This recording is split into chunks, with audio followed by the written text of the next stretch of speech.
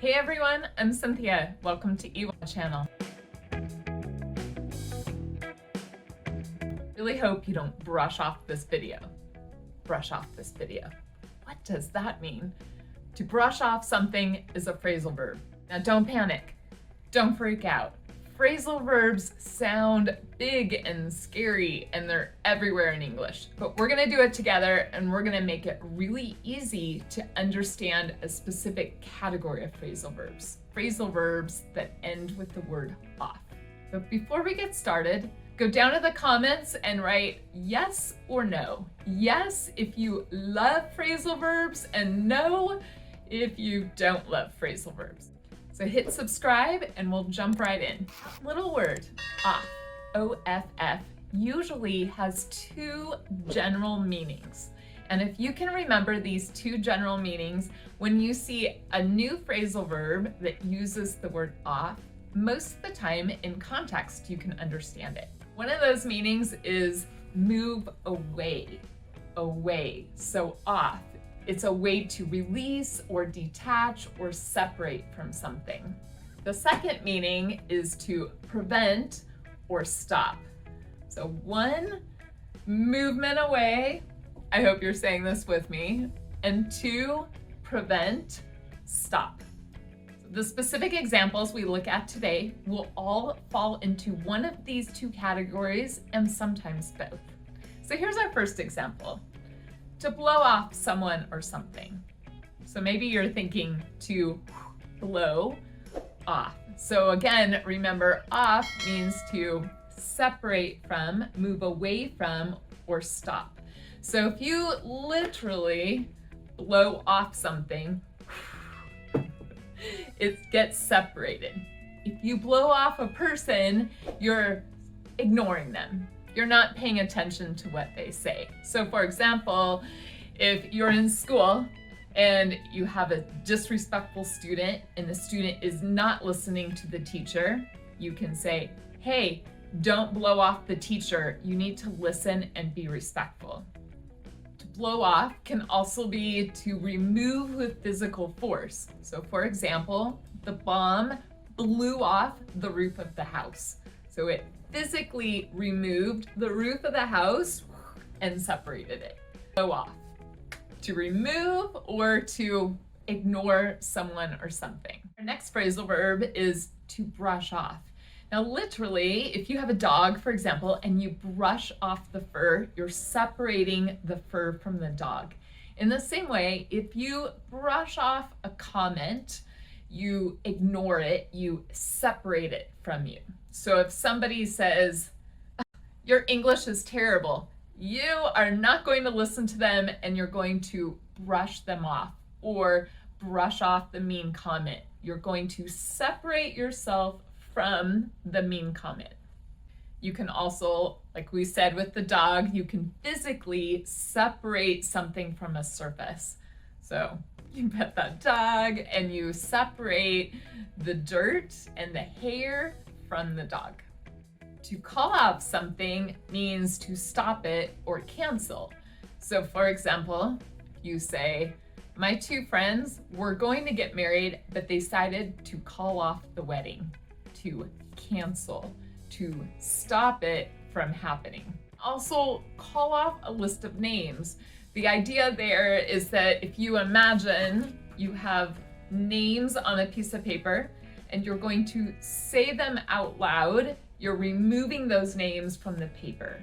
It's not literally happening, but that's the idea of what's happening. So to call off a list of something, usually a list of names, is to announce the names that are on that paper. So imagine if you're a coach and you have a list of the players you're going to use in the next game, you are going to call off the players. To check off is similar. So again, you have a list and you want to separate the things that are on the list that you need to do or to get from the things that you already did or you already got. So if you have your grocery list and you say, I bought bread already, I'm going to check it off. So I'm separating, to check off. Now everybody knows the verb to cut. The difference between to cut and to cut off is that cut off is completely separate. So if you cut off somebody in traffic and you're driving, that means you block them from continuing. Or if the teacher's talking, remember that rude student example from earlier? So that student cuts off the teacher. That means the student interrupted or stopped the teacher from speaking. I had a student once who called me and he said, "Cynthia, I cut off my finger." And I said, "I really hope you just cut your finger." And he said, "Oh no, I cut it off on a machine." He didn't really cut it off, but it was cut off. And I said, "Huh, so your finger is shorter?" And he said, "Yes." And we will always remember the difference between cut, like I got a cut on my arm, and cut off. That means no more finger. Here's a personal favorite.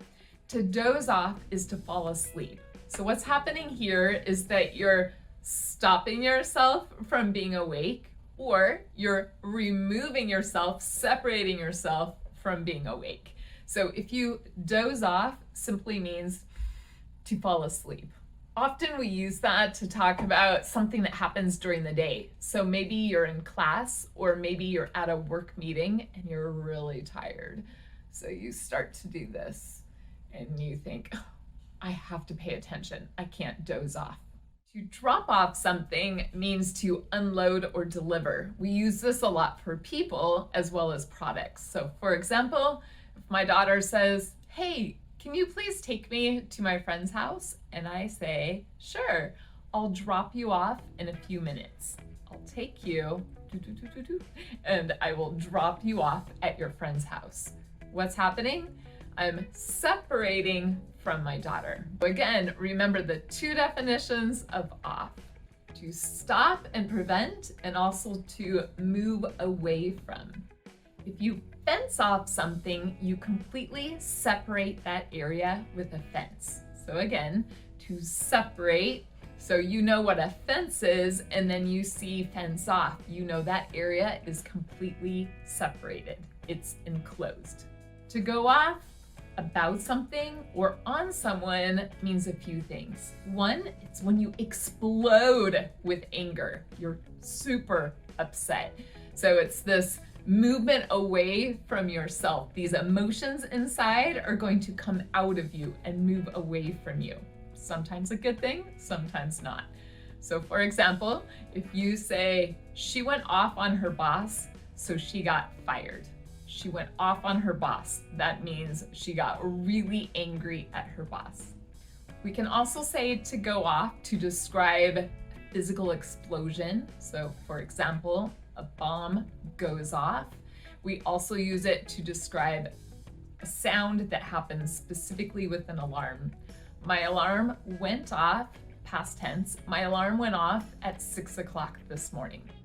To keep off something means to not be on it. So for example, keep off the grass. Take off with something means to escape with that thing and not get caught. So for example, he made off with the stolen money.